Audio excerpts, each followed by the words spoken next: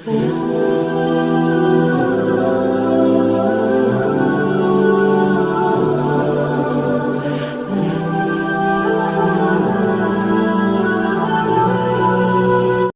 nafsu terus urang diaping di diaping gugur si Allah mah salamet terus makin kaditung ibadah hudang beting ceng nang Allah hudang tahajud ceng sareng kitu ilmu geus aya di sia nganya geus aya di sia tinggal sia perang jeung nafsuna doang tahajud tengah beting Allah terus beki bersinar selama 40 peting urang tahajud bae selama 40 peting urang tahajud bae eta engke sinar kolbu naek ka beungeut cahayaan beungeut mantap kanyahoan 40 peting teu leupas tahajud bari ikhlas kadeule sinarna wehey nyana hideung cicing dinu poek mal kadeule ge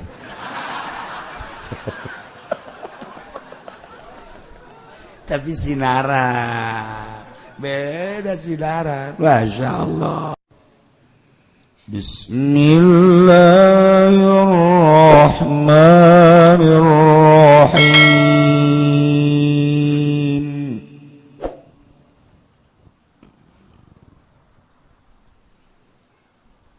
Wa awrathna al-qawma alladhina kanu yustad'afun.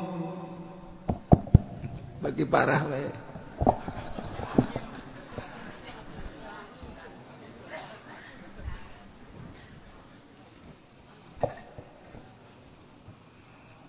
الذين كانوا يستضعفون مشارق الأرض ومغاربها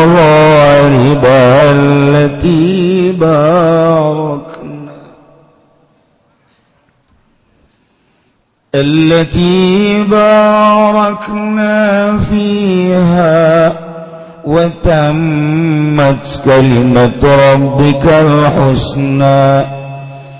وتمت كلمة ربك الحسنى على بني إسرائيل بما صبروا ودمرنا ما كان يصنع فرعون وقومه وما كانوا يعرشون wallahu a'lamu bimaradi wa aurasna lan ngawariskeun isun agung al-qauma ing qaum alladzina jasawung ake kanu kang anaya ladzina kabayustad'afuna iku dan hinakeun ya ladzina kababil isti'badi kalawan den dadekakeun kaula wahum lan utaya alladzina banu Israila iku banu Israil masyariqal ardi wa magharibaha ing pirang-pirang wetane milan pirang-pirang kulone ardu allati barakna fiha kang barakakeun isun agung fiha ing dalam ardu bil ma'i wasyajari kalawan banyu lan tangkal kayu sifatun lil ardi aiku da disifat gadue ardu wa hiya syam lan utawi ardu taiku negeri Syam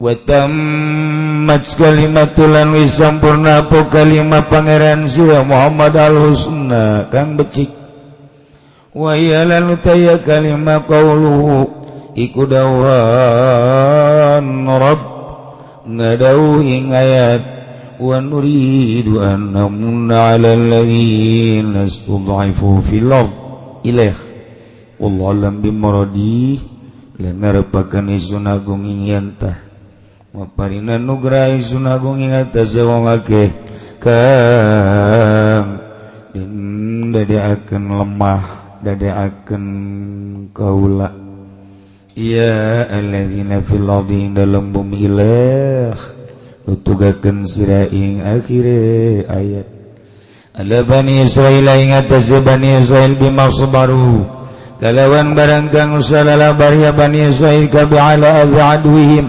ingat pilara musuhna Bani Israil wa dammarna lan wis ngarusak isu ngagung ahlakna tegese ngarusak isu ngagung makana ing barang kang ana kalakuan yasnau Firaun iku gawe-gawe sapa Firaun wa qaumuhu lan kaum Firaun minal imarati saking ngarameakeun negara makan yarisun lan barang kang ana ya lu Firaun yarisun iku ngabangun ya alu Firaun kababi kasrai wa dhamya kalawan den kasakan railan den domahkeun ra'an fauna tegese ngabangun ya alu Firaun kabaminal bunyan saking adegan ngiring pirang-pirang adegan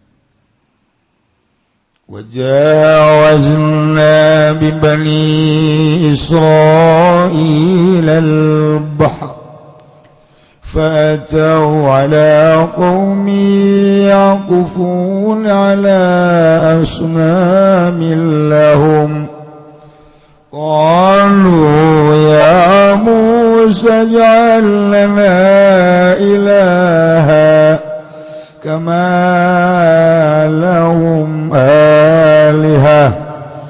كما لهم آلهة قال إنكم قوم تجهلون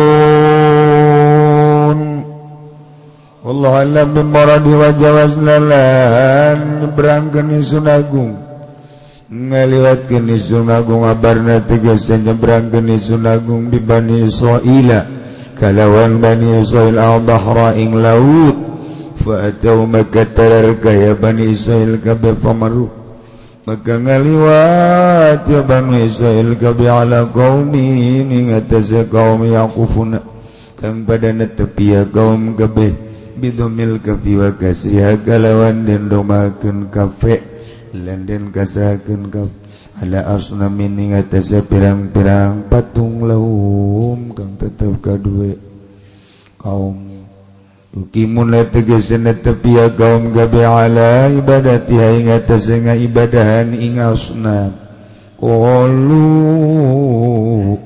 kamu ucap ya Bani Israil kabeh ucap lapad ya Musa ij'alana anda daakeun sira Musa lana kadayun sun sadaya ilahan ing pangeran onaman tegese patung nak budu kang pada ngaibadahan kang bakal ngabi ibadahan insun sadaya uing sonam kemalahum kaya barang kang tetep lahum kedue kaum alihatun kaya barang kang tetep lahum kedue kaum apa pirang-pirang pangeran kala ngucap ya Kangjeng Nabi Musa innakum qaumun tajhalun insatuhun sira kabeh iku kaum kang bodoh kabeh hei suqabaltum sekira-kira ada pada sira kabeh nikmat Allah ing nikmat Allah alaikum ingat sira kabeh bima kultumu kalawan barang kang ucap sira kabeh ku ing ma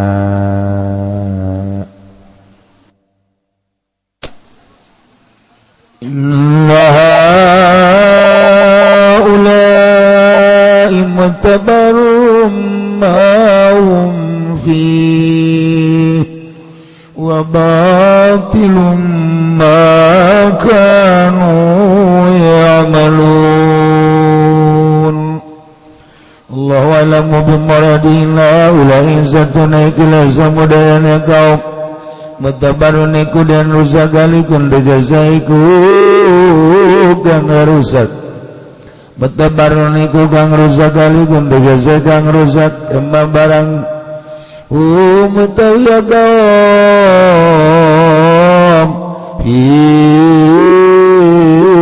kututupin dalam mak wabatilun lan iku kang batal wabatilun makan ulan iku kang batal barang kang ana ya kaum kabeh ya maluna iku migawe kaum kabeh yang nyawa coba dihujanan gugus ya Allah dek kamarahan nya boro-boro nu di luar nu di jero ge sabenerna mah bala locor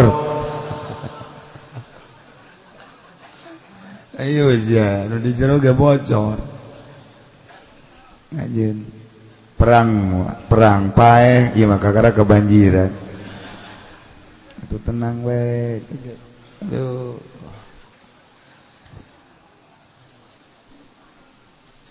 qalu ghayrallahi abghikum ilaha wa huwa faddalakum 'alal 'alamin Allah lam bimaradi qala ucap ya kanjeng Nabi Musa qala ghairallah qala ucap ya kanjeng Nabi Musa ghairallah ada taing salian Allah wikum ya prinsun ing sira kabeh ilahat ing pangeran mabudan ganggan sembah wasulan utawa saleh abgikum iku abgilakum lapad abilakum kunyuprihaken ingsun lakum gadua sira kabeh wa huwa lauta Allah faddalakum iku kang maparinan kurnia ya Allah kum ing sira kabeh alal alamin ing atas alam kabeh di zamanikum dalam zaman sira kabeh bima zakarahu bi qawli kalawan barang kang nutur ya Musa ing ma bi qawli dalam dawuhan kangjeng Nabi Musa tawa ing dalam dawuhan Gusti Allah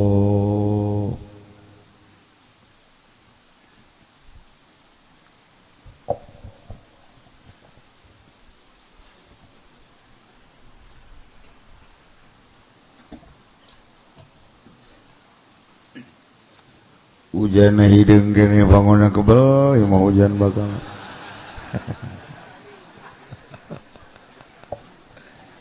kiai cenah atuh doaan bae pan kiai sok di doaan aja sok eureun kamari sia istisqo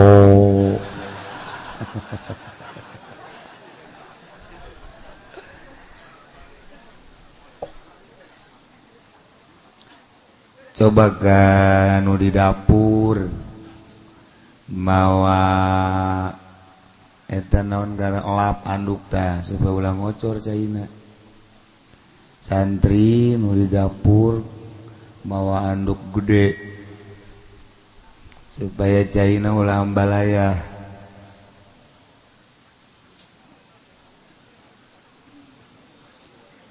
nu di dapur saha bae mawa anduk nu gede supaya caina ulah ambalaya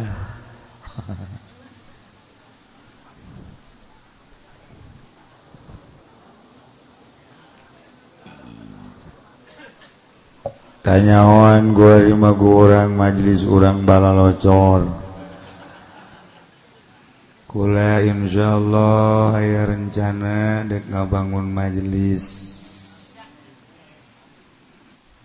biayana kurang lebih 12 miliar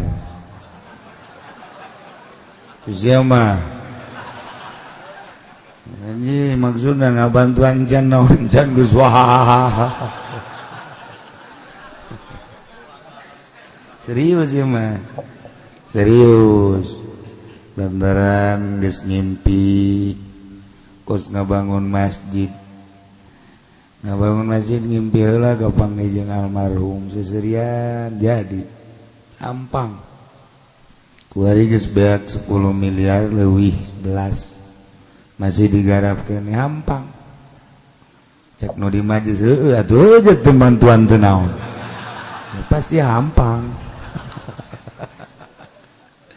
tapi aya unggal Jumat ukule diberitakeun kadang menang 9 juta kadang 10 kadang 11 kadang 15 kadang-kadang aya 19 juta eta unggal minggu enggak jadi alhamdulillah ngawujud Nah ya jadi diperkirakan 12 miliar gambarnya ke saya cenah ngomal ngaji salila ngabangun mal kula mah ngabangun teh menta moal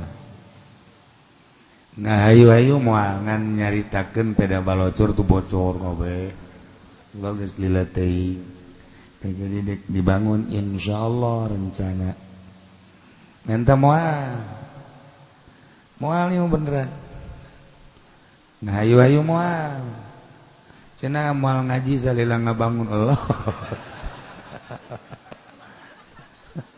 ingin jumal wakam ngaji cenah ke geus anggeus karat supaya urang ieu doang ambalaya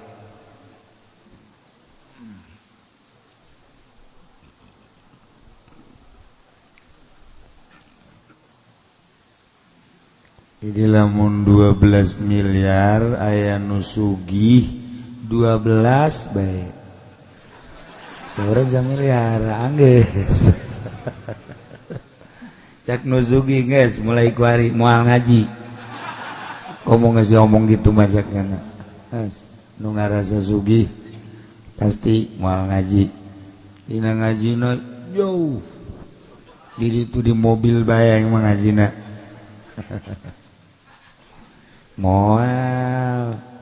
moal pati-pati ngawuduk lamun can boga kalapa paling tinggal kerupukna doang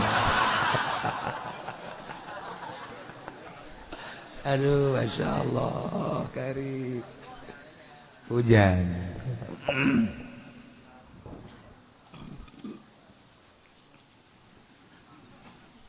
umat Kanjeng Nabi Musa alaihi salam yakni kaum Bani Israil anu dihina-hina ku Firaun anu dijadikan budak ku Raja Firaun gawe di arah tanagana teu dibayar anak lalakina dibunuh letikan anak awewena diantep perdagangan jeung pertanian anak hasilna kudu lapor ka Raja Firaun lapor lain salapor-laporna tapi dicokot upeti kunyana negeri teu diurusan nini jeung aki-aki teu aya we pengurusan sama sakali Allah nurunkeun Kangjeng Nabi Musa ditanya lametkeun kaum Bani Israil sebab Bani Israil mati Israel nyana di zaman Kangjeng Nabi Yusuf alaihissalam ka Mesir anak baranakan cicing di Mesir teh nyana mah ngumbara aslina kaum umat manusia nu aya di Mesir mah ngaranna Kibti geus atuh aya perbedaan pengurusan Firaun terhadap Bani Israil digawekeun sadaekna di arah tanagan dibayar mah henteu kitu keneh anak-anak lalakina dibunuh ketika lahir mun lalaki awewe diantep dagangna kudu lapor cokot upeti kitu keneh pertanian-pertanianna cokot upeti sangat biadab tindakan Firaun terhadap kaum Bani Israil. Kangjeng Nabi Musa diturunkan ku Gusti Allah titah nyalametkeun kaum Bani Israil titah dibawa ka ditu ka Israel supaya talalenteng ketika adu kekuatan Kangjeng Nabi Musa jeung Raja Firaun nu dimaksud Kangjeng Nabi Musa dek nyalamatkeun kaum Firaun. Raja Firaun ngumpulkeun pesihir-pesihir, ternyata keok pesihir-pesihir Raja Firaun. Tetap Kangjeng Nabi Musa teu meunang mawa umat Bani Israil ka negara Israel. Ketika dibawa ku Kangjeng Nabi Musa ke Israel, keluar di negeri Mesir, dibunuh mau tidak mau. Luar biasa penganiayaan. Manta Kangjeng Nabi Musa ngajanggikeun ka kaum Kangjeng Nabi Musa, ieu ne kaum Bani Israil, sakumaha nu kamari geus dijelaskeun Gusti Allah mere wayu ka Kangjeng Nabi Musa, cek Kangjeng Nabi Musa, asa rabbukum ayyuhlika aduwakum wa yastakhlifakum fil ard fayanzura kaifa ta'malun. Wahai kaum Bani Israil, harapan anu luar biasa ti pangeran urang yane Allah. Moal kebal deui engke musuh-musuh aranjeun yane Firaun beserta para penggawa-penggawana jeung kaumna bakal dirusak ku Gusti Allah. Ketika hancur kerajaan Firaun, ieu teh bakal digantian ka kawasan teh ku aranjeun kabeh. Maka fayanzur kaifa ta'malun, proses heula. Selama Allah ngajanggikeun bakal dijagikeun khalifah kaum-kaum Bani Israil Mesir, setelah hanyut, setelah hengkang, setelah hancur Firaun, ieu horenganan melalui proses heula, di dalam prosesna fayanzur kaifa ta'malun. Allah bakal neuleuh selama proses kekuatan iman, keyakinan kumaha coba pagawean anjeun selama menghadapi Raja Firaun anu sangat biadab. Geus dijanjikeun ku Gusti Allah Mesir bakal dicekal ku Bani Israil. Masya Allah. Pertarungan terus dilanjut ku Kangjeng Nabi Musa, tahap demi tahap, tahap demi tahap, sampaikan ka disiksa Raja Firaun. Umat Firaun teh disiksa, kaum Firaun teh ku berbagai siksa nu kamari geus dicaritakeun dina ayat farsalna alaihimut tufana wal jarad wal kummala wad dafadi'a wad dam ayatim mufassalat. Disiksa minta pertolongan ke Kangjeng Nabi Musa. Kangjeng Nabi Musa ngadoa, siksa hilang. Sebulan kemudian ditunggu sakumaha perjanjian anak bakal iman, ternyata beuki kancolah.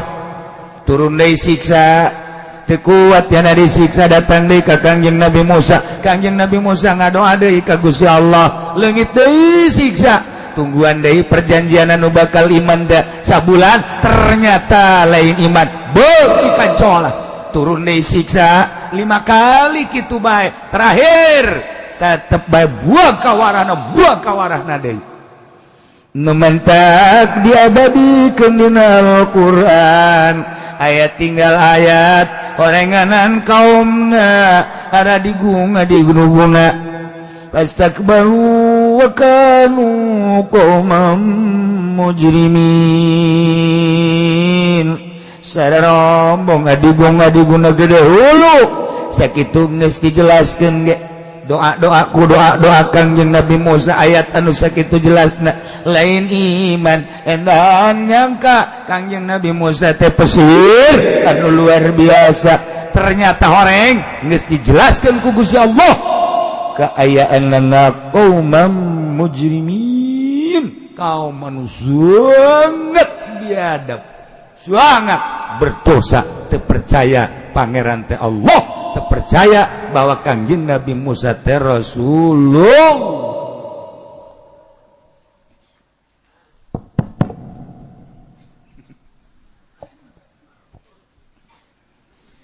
Tapi pertarungan teh terus bae terakhir pertarungan teh tah nu kamari dicaritakeun. Kangjeng Nabi Musa teh udag ku Raja Firaun maksudna Bani Israil teh dek dibeakeun kabeh. Udag.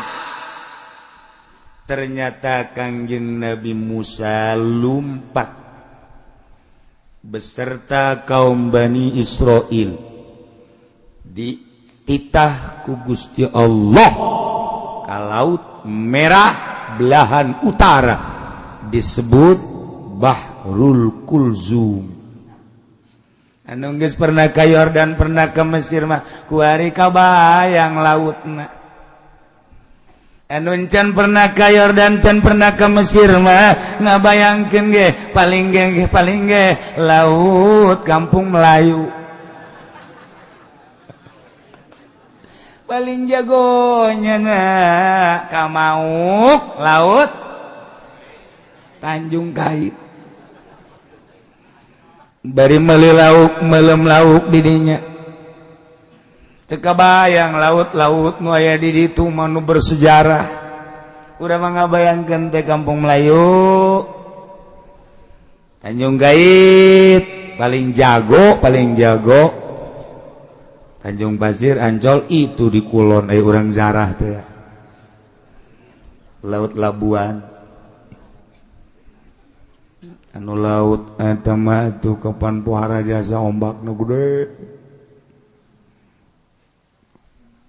Sering jelema ngagejeburkeun maneh di dinya. Di Labuan mah. Asal kreditan teu kabayar. Tadi itu diputuskan cinta tadi itu dagang rugi bae tadi itu lalaki teu laku-laku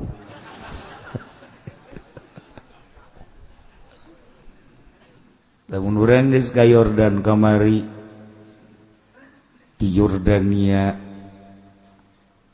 naik kapal ke Mesir. Kabayang eta ambalayana tengah peuting di ka Mesir. Di ditu mah jalalawara eta di Yordan mah. Mariksa pisah teh ku geus terbiasa. Negara turis. Jadi babarieun jasa. Ana tampung. Tek tanda tangan. Sebutan hiji-hiji. Atau acaknya namun cara ngomong orang mah geus teh kudu disebutan ieu tah bagikeun ku sia tah geus bagikeun we peuting-peuting teh beres berangkat urang ke kapal peuting naik kapal ke Mesir. Masya Allah. Kemudian dirinya di Aqaba anu katingali 3 negara Mesir gitu, Yordan, Israel, Palestina. Kentul kota katingali nementek terindah sadunia. Lampu Mesir, lampu Yordania, lampu itu Israel atau Palestina ketinggal deket, Masya Allah. Nah, lempar terus cicing di sisi istirahat makan segala rupa etalah Laut Merah. Terus kobelah ditu ngaranna Kulzum. Ieu nu Kangjeng Nabi Musa diinstruksikeun ku Gusti Allah diudag ku Raja Firaun di Mesir titah melah laut melalui tongkatna. Pepehkeun Musa, tenggelkeun Musa, eta tungked kana laut, tungked pepehkeun, bak, nyingkap cai lain lalagan, handap bisa pakai jalan, nu mantak bisa pakai jalan teh teas rata luar biasa. Berangkat kabeh nyebrang di Laut Kulzum. Masya Allah karim. Kakawasaan Gusti Allah padahal mah atuh teu kudu make tongkat ge bisa bae Gusti Allah mah, tapi selalu make sabab. Mendak nu ngaji poe Minggu ku hari nu kolot besi aya nu mawatungkeun coba.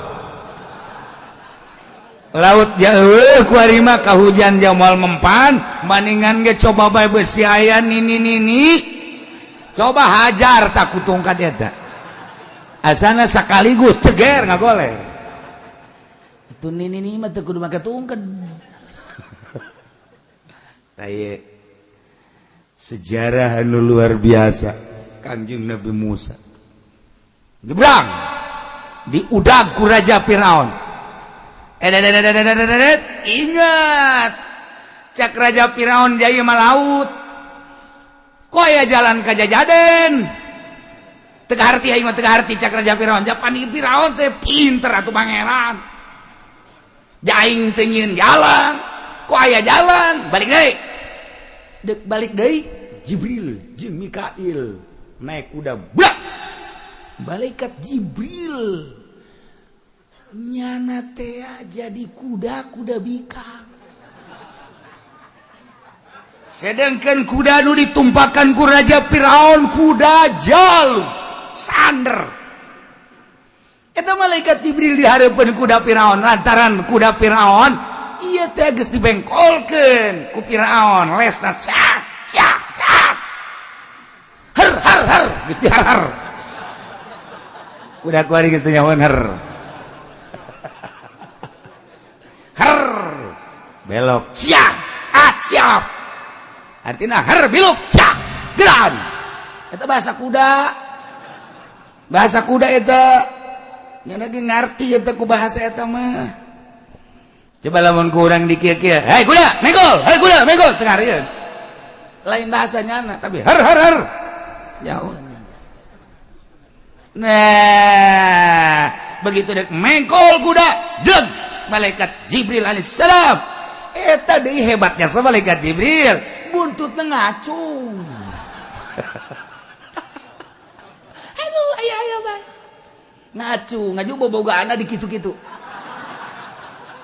Si anu di luar teh nyaho.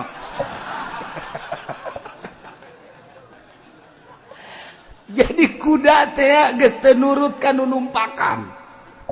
Kuduna mah kan nurut ka nu numpakan. Diherkeun teh biluk, ieu mah teu. Kuda teh nyongsrong. Neuleuh bobogaan kuda nu hareup. Lantaran cak jana meureun lain deui bae. Ku model. Jadi kuda Firaun ngudag lain ngudag nanaon ngudag eta nu mantak jawarahan teman-teman mea ka Karawang ngudag eta hektaran beak ka Subang beak ka Cianjur beak eta sawah hektaran ojol jeung sawah mencong orang aya sejarahna.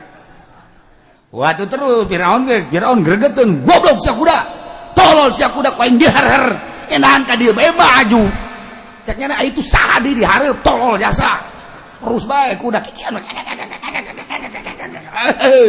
atuh malaikat Jibril jago jasa tuh ngagodana kuda nutup datang ke tengah laut berat laut nutup deui beak Raja Firaun Patihaman ponggawa-ponggawan beserta bualat-bualat tentara kaum-kaum nu milu biak wabeh leg-leg kucai selesai Raja Firaun beserta kaum sangat biadab galkan yang Nabi Musa alaihissalam kuari geus aya di daratan Yordania belahan utara Kangjeng Nabi Musa dibere wahyu ku Gusti Allah. Musa umat anjeun kaum Bani Israil teh kuari salametkeun deuk kumaha bae kahayang maranehanana tuturkeun ngan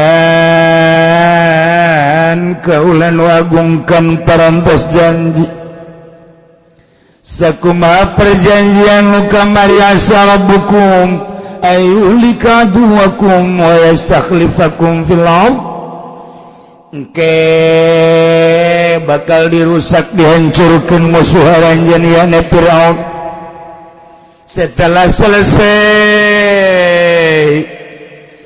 kerajaan Firaun tahta kekuasaanna geus bakal digantian ku aranjeun kabeh di muka bumi. Nah Musa saatna ayeuna umat anjeun teh bakal ngagantian kerajaan di Mesir.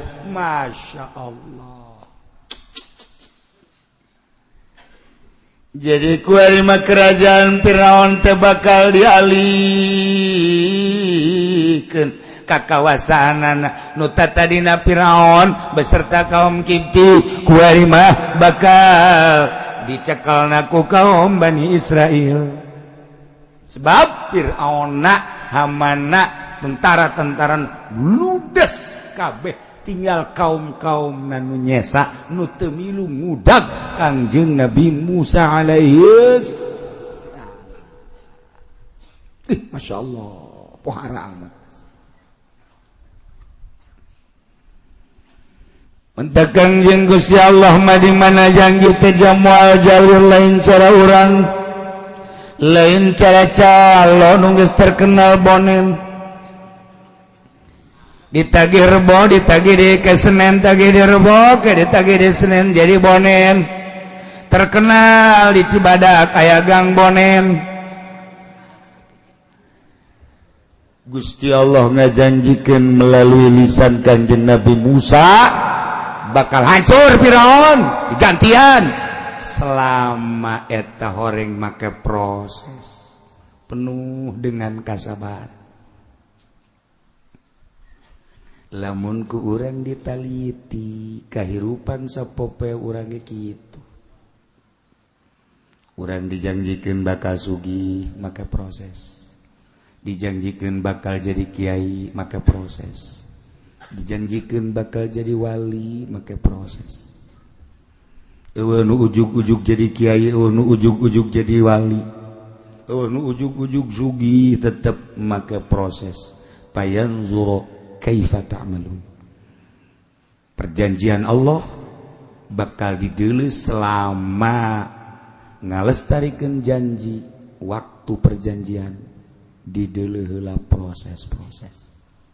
Kitu bae terus ngan urang mah nu nerangkeun kahiji nomor kadua mata hate urang na poek nomor katiluna urangna kagoda pilkada pilgub pilpres kagoda kuno kitu sabenerna mah atuh sakabehna rasul ge mukalamah jeung Gusti Allah melalui wahyu-wahyuna. Kangjeng Nabi Musa digerokeun ku Gusti Allah. Kita mukalamah jeung Gusti Allah. Emang Kangjeng Nabi Musa digerokeun ku Allah cara urang. Musa ka dieu. Lain kitu, teh urang Kendal. Musa ka dieu ge. Eta urang Kendal, eta urang Putat. Itu, urang Cilongok kan tetep Cilongok mah hebat. Musa ka dieu. Cilongok. Tapi lamun urang Kendal mah, Musa ka dieu ge. Tilu nu ngaralen Gelam, Kendal, Ketos, eta sarua Ketos jeung Putat. Eta kos karitu ngomong. Lamun Gelam make jiji. Naon tah naon make jiji bae. Eta Gelam eta. Jantu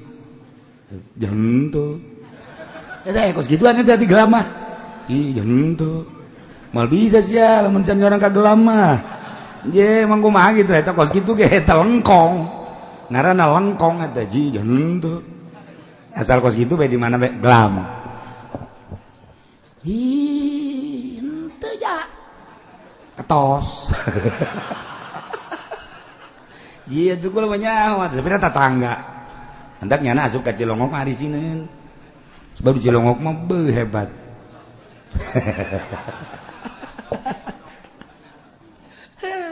aya nu pangjorena pondok itu pangjorenya satamang geus teh Kangjeng Nabi Musa digerokeun ku Gusti Allah lain cara urang atuh cara urang mangarana teu mukhalafah lil hawadits pan Allah mah mukhalafah lil hawadits ketika urang nyaritakeun la ilaha illallah ketika orang ucapkan la ilaha illallah opat kudu diyakinkan hiji la ilaha illallah pangeran kecuali Allah berarti Allah aya dua la ilaha illallah Allah teh hiji sanggeusna aya yakinkan Allah hiji dua tilu la ilaha illallah nomor katilu la ilaha illallah yakinkan Allah teh teu aya nu nyarupaan nomor kaopat yakinkan la ilaha illallah salian Allah menang Allah gitu aja la ilaha illallah teh sambarangan wow ieu mun mereka teh nyawa maknana illallah illallah cauna koneng gede illallah illallah cauna rada letik la ilaha illallah la ilaha illallah tolong dapat tarekat blow on tamu kos Haji Pendi Kipu Doli ngariung dah kos gitu teh sebareres aya tak lai-lai teh jadi mantep kan urang nah Kangjeng Nabi Musa digerokeun ku Gusti Allah mukhalafah lil hawadits carana kumaha ketika babarengan Kangjeng Nabi Musa jeung pamajikanana lewat Gunung Tursina Gusti Allah ningalikeun seuneu di luhur Gunung Tursina ka Kangjeng Nabi Musa alaihissalam cukup sakitu ge berarti kan eta teh ngagerokeun dumantak teh Kangjeng Nabi Musa qala li ahlihi umkusu makana aku cicing di dieu inni anastun nara kaula neula seuneu pangdeuleu Kangjeng Nabi Musa seuneu kumata ieu kadeleuna seuneu ku di dieu kadeleuna cahaya kusir kadenge ieu teh Gusti Allah eta panggero Gusti Allah langsung cicing pamajikanana nyangakeun mangga kakak aya digerokeun mah ku Gusti Allah kula deuk di dieu geus nungguan wajan teh kumaha ge kula nu Allah bumi nu Allah panita Allah rela kula mah asana tiis ka jero hate teh buka pemajikan kos gitu gina biasa ya Allah coba pemajikan dewek pemajikan sia tengah peti ya coba yuk Masya Allah pemajikan Kangjeng Nabi mah pemajikan Rasul mah gitu Siti Hajar jeung Kangjeng Nabi Ibrahim alaihissalam instruksikeun ku Gusti Allah tidak ke Mekah gede beuteung nu aya di jero beuteungna Kangjeng Nabi Ismail datang ke Mekah langsung nyieun tina tangkal korma tek supaya ulah kapanasan ulah kahujanan beres cak Gusti Allah Ibrahim pulang deui ka Syria ka ditu tinggalkeun pemajikan anjeun tinggalkeun neng kakak titah balik deui ka ditu ka Syria bener titah ku Gusti mohon lamun ieu titah ku Gusti bumi nu Gusti kakak nu Gusti kula nu Gusti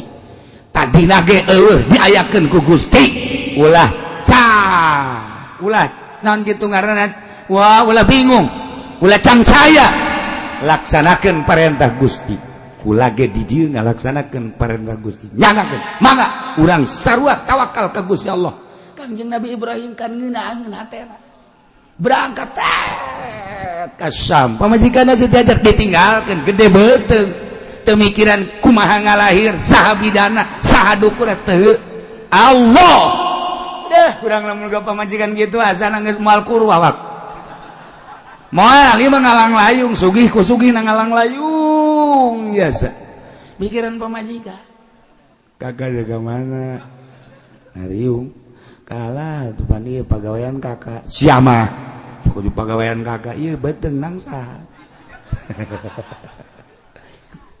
ulah ditinggalkeun gulang ke kumaha lamun mules tengah peuting eueuh deui panyalindungan iwal ti kakak ulah ka mana kala gula mah teu ridho jasa tetepan eungap urang nek ngariung bae teu meunang eungap jasa tetekan teungeunna coba lamun kieu mah nek ka mana kak itu tetangga yang nukamotan tahlil kak kali itu ada ge jadi seorang lah tuh seorang jaya Allah mantep ngena zana kana hate mantep biasa kumaha lamun neng karasa beuteung tenang bae kalah geus pokona nek kumaha kumaha ge gaya Allah ieu ke pertolongan Allah datang deuh amis asana urang ngariung ngeunaheun ngarokok ngobrol tenang we bandi ditu ngomong doa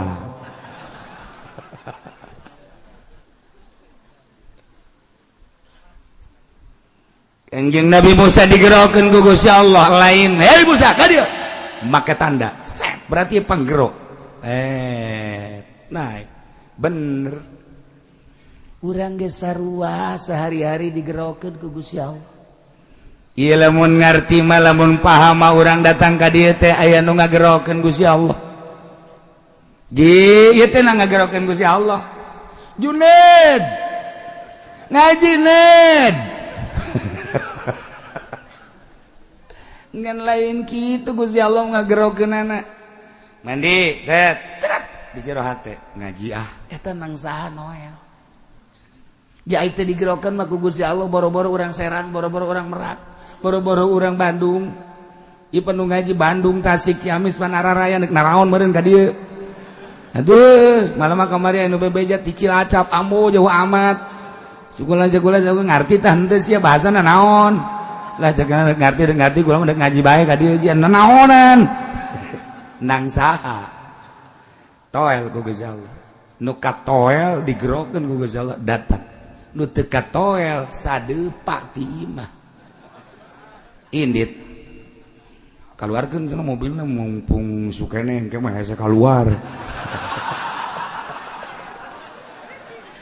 motor kaluarkeun eta naon eta atuh teu ditoel ku Gusti Allah teu disalahkeun tenan teh encan aya panggupai Gusti Allah bae ieu menang Allah lain kudu digerokeun hei ka dieu cara di SD disebutan hiji-hiji pendek udur teu hadir pudoli hadir eta mah ngaranna disebutan hiji-hiji teu kitu Gusti Allah mah rahasia Allah digerokeun ku Gusti Allah tek datang ternyata horenganan deuk dihujanan kuat ente sia eta mah kaditu mangke lamun ngaji hakikat ieu mah keur carita bayangan Kangjeng Nabi Musa digerokeun melalui seuneu Kangjeng Nabi urang digerokeun ka gunung Muhammad mun dijabarkeun ka dieu ka luhur gunung di dieu maneh nu bakal dibere wahyu ku aing cang Allah ka dieu ngan cicing heula di dieu meunang saha eta kituna ngagerokeun Gusti Allah melalui tanda-tanda hanya jelema anu digerokeun ku Gusti Allah nu ngarti ya nu mantak ahli-ahli toriko di mana geus lempeng aya panggupai ti Gusti Allah pirasat ngaranna ke rasul mukjizat nabi mukjizat wali karamah kiai melalui mauna aya panggupai kaditu ulah nu eta mangan hese dicaritakeunana sebab teu mah rahasia nu paling jero jadi digerokeun ku Gusti Allah teu lain teh digerokeun jeung moal bisa gerokeun ka dieu Musa mun dijabarkeun padahal mah lain kitu beret seuneu tak ini anastu nar kaula neuleusana di luhur gunung berangkat koreng deuk muka lama jeung Gusti Allah dibere wahyu sarua urang ge lamun da aya jelema dijadikan kiai digupai ku Gusti Allah ceng mondok eta nang saha nang Allah gagah sugih aya teh digupai ku Gusti Allah teu betah ieu mah nya susah jasa haji bapana ge sia betah terus atuh itu betah saboro sia geus kos itu ngomongna geus dipiceun tapi nya betah bae masyaallah jeung ngaji eta teh nang saha nang ngagupai Gusti Allah ceng pondoknya melalui proses bayar zurokai patamalun didelekeun kumaha pagawean si ayo terus tahun 2 tahun 10 tahun 15 tahun bisa nyana mil jurbiya sorok alpia jual maklum nantek wabe patul muin dan zak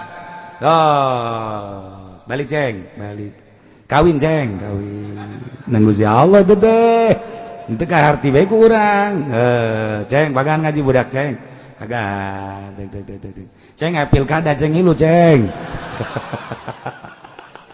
hancur sia ceng nah eta nafsu terus urang diaping di diaping ku Gusti Allah mah salamet terus makin ka ditung ibadah hudang beuting ceng nang Allah hudang tahajud ceng sareng jeung kitu ilmu geus aya di sia nganyao geus aya di sia tinggal sia perang jeung nafsuna doang tahajud tengah penting Allah terus beki bersinar selama 40 peuting urang tahajud bae selama 40 peuting urang tahajud bae eta engke sinar kolbu naek ka beungeut cahayaan beungeut mantap kanyahoan 40 peuting teu leupas tahajud bari ikhlas kadeule sinarna weuy nyana hideung cicing dinu poek mal kadeule nya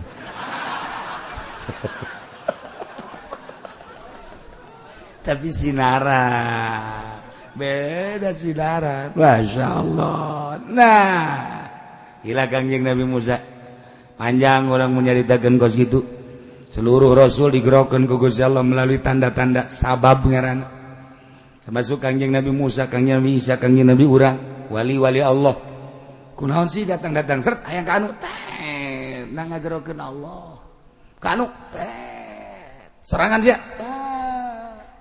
oh kapanggih sesuatu anu batur teh nyahoeun udang sia udang eta teh setelah proses mungkin 10 tahun 5, 7, 10 angkat wudu mandi wudu lanjut oh dik dibere anu teh eta rahasia Allah nah ieu mah Kangjeng Nabi Musa beserta kaumna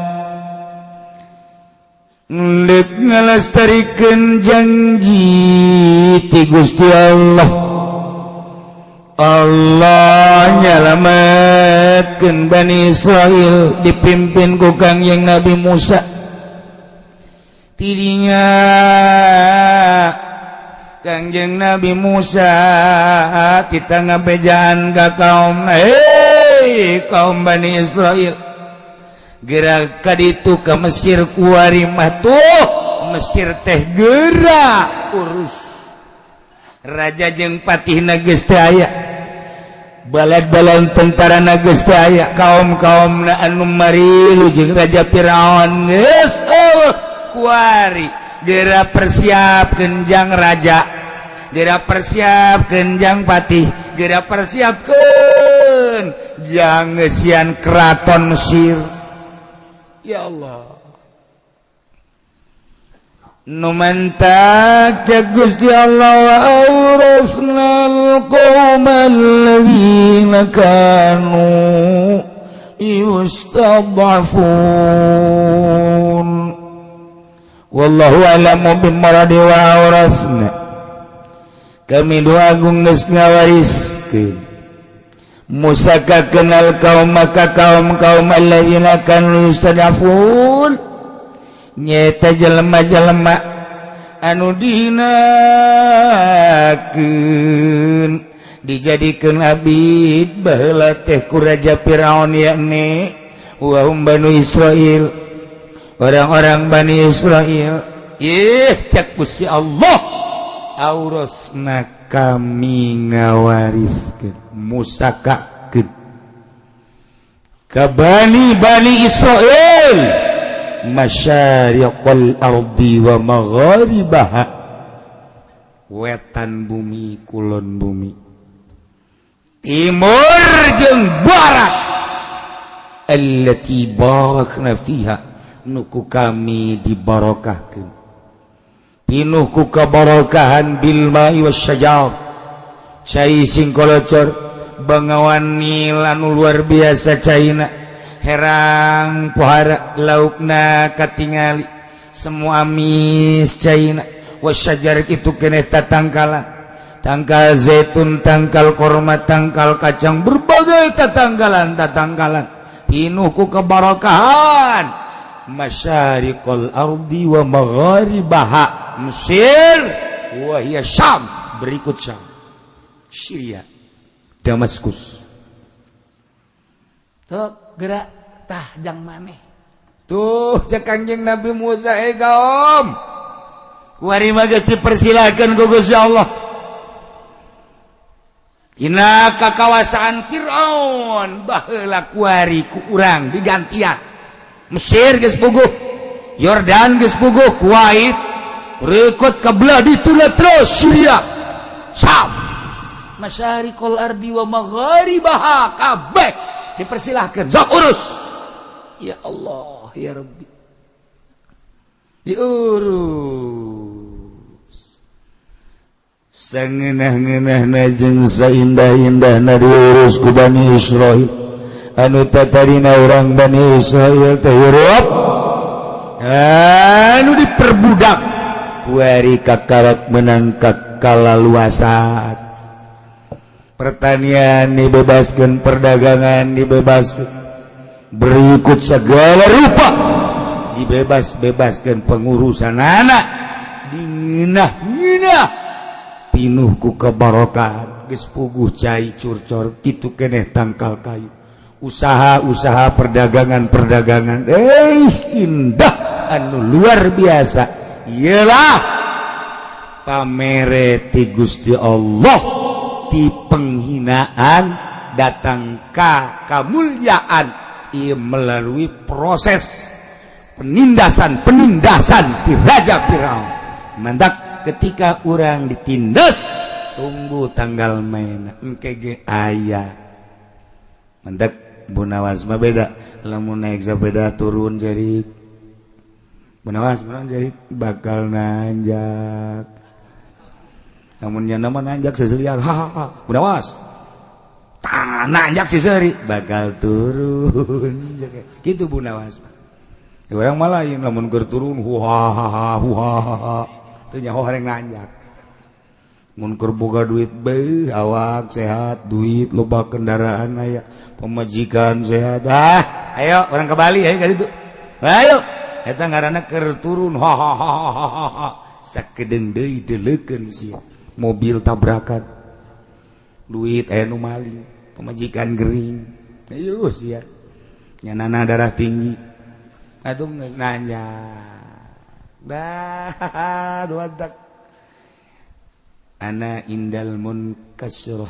cek Gusti Allah kula babarengan jeung jelema nu hatena hancur hatena sedih urang ketika keur sedih susah Allah babarengan jeung urang tinggal ngagunakeun hatena sing ade sadar bahwa ieu tenang Allah tunggu seminggu sebulan setahun bakal ditaekeun ku Gusti Allah jelema di pondok mun kasirah duit saya pakaian saya anggal ge beuh hiji kud limaan geus kitu bae di pondok mah geus nya sorangan masak sorangan dan lain-lain sebagainya sorangan serba sorangan mun kasirah lain teu bisaeun nya gaul jeung batur lain teu bisaeun nya ulin fasilitas ala kadar motor bae mah aya di imahna bergaul jeung babaturan aya tapi nya mengasingkan diri keur mun kasirah ka Allah dibarengan ku Gusti Allah tunggu ceng sakedeung deui sia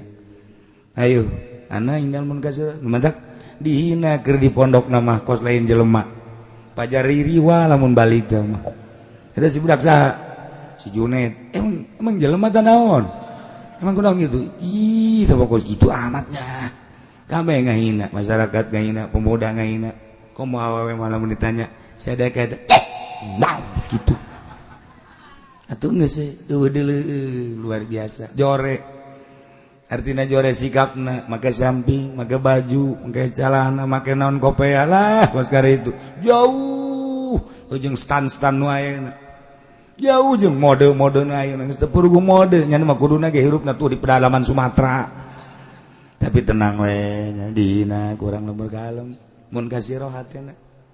Tapi begitu balik ka imah, masya Allah. Woi budak, ayo adzan saya tak si Junaid. Ngeunaan sorananya. Asa-asa di Madinah yang ngadeng adzan bos itu. Woi Junaid atuh. Allahu akbar Allahu akbar. Cak awewe teh, wih aing ge daek dikawin ku nyana dah. Masya Allah. Kakarak azan. Ya Allah, ya Rabbi. Pas. Ngariung. Nyana jadi protokol. Bey, mantep jasa. Saudara-saudara sekalian, alhamdulillah acara ini akan kita mulai. Diawali dengan Fatihah. Kita sama-sama baca Fatihah.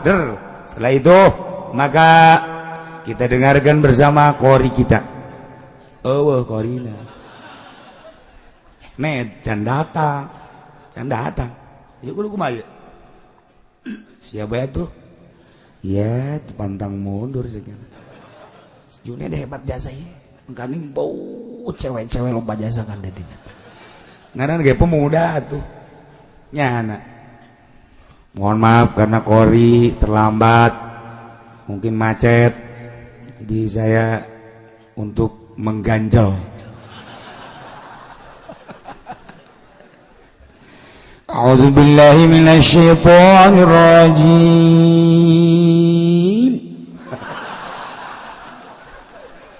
Ada lain deui si Junaid di kieu. Bataan si Junaid.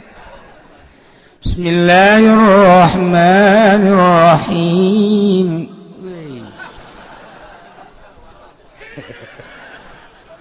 Lam yalid wa lam yulad wa lam yakul lahu kufuwan. Awewe ribut. Ngomong aing teh mah, ngomong aing ribut. Tuh si Junaid tadi nama di Ciduan. Barang balik pohara. Ya Allah. Beres ya ngaji Quran. Mau balik teu datang di mana. Datang mau balik. Ned, mau balik teh datang. Ayo, manya bubar. Kumaha sia? Jatuh siap bae. Ya Allah, ya Rabb. Wow, pidato sedek-dek Junaid.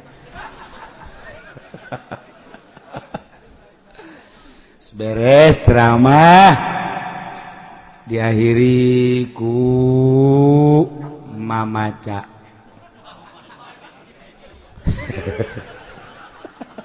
Ned, acara ieu jadi jam 7 bulan masuk mamaca, sia kumaha atuh siap. Beuh, teu sapira mamaca. Ayo bae, segala rupa gaina siap. Sia bisa atuh eta lagam. Ya, tuh kumaha engke bae. Aing mah neuleum mustamena we, mustamena teu nyaona naon atuh malah nyalahkeun. Kecuali mustamena palinter. Ayo guys. Bismillahirrahmanirrahim. Itu sih paling mamaca tamah. Bisaan ya. Teh Junaid beun nu tatarina badihina kos kitu piwalieun mah serba bisa. Ya Allah. Isukna si Junaid tita maca rawi. Ya, riipis rawi. Pondok sapopoe maca rawi mah. Al-jannatu wa na'imuha sa'adun liman yusalli wa yusallim wa yubariku alaih. SMP lain SMA lain sore sanawiyah. Allah.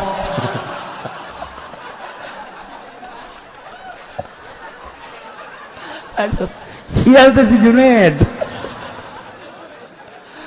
Nah, emang gitu digerokeun gugus sama mondok ceng. Mondok ngaji ceng, ngaji. Nu mantak kaheureyan kaulinan di pondok jadi ilmu kabeh.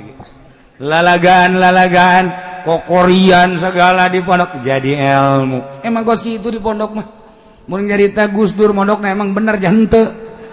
Henteu Gus Dur mah maling lauk bae guru beak lauk lakunya. Masya Allah, barang ujuprak cak guruna saya nu ngalaan lauk, barang di deuleu santri waktu kabur tinggal Gus Dur menghadap tadinya. Oh, kirain siapa? Besok kan mau ada tamu. Ini saya udah bawa duluan ceknya ke guru. Besok mau ada tamu, jadi besok udah nggak usah susah-susah lagi ceknya. Padahal mas ada yang ngomongnya nama cek guru nanya nyonyo ayat tamunya. Ya itu Gus kalau gitu bagi dua. Iya nggak apa-apa bagi dua. Buat anak-anak aja ceknya. Punya anak. Gus Dur emang bener atuh lalagaan kan. Tapi jadi masya Allah lemun urang nyompralkeun meureun wali emang kos kitu. Gitulah budak-budak santri nangagupai Allah. Sok akurkeun gerajeng sakola dia nyen beunang naonan kudu serba duit bae. Santri mah teu aya ceng ieu maot teh anu ngurusan kula. Mahnya anu mandian. Heuh, ceng jalain kitu mandian kaluaran anyar.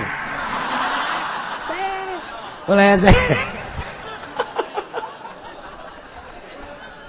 Emang aya ngaji hujan kieu.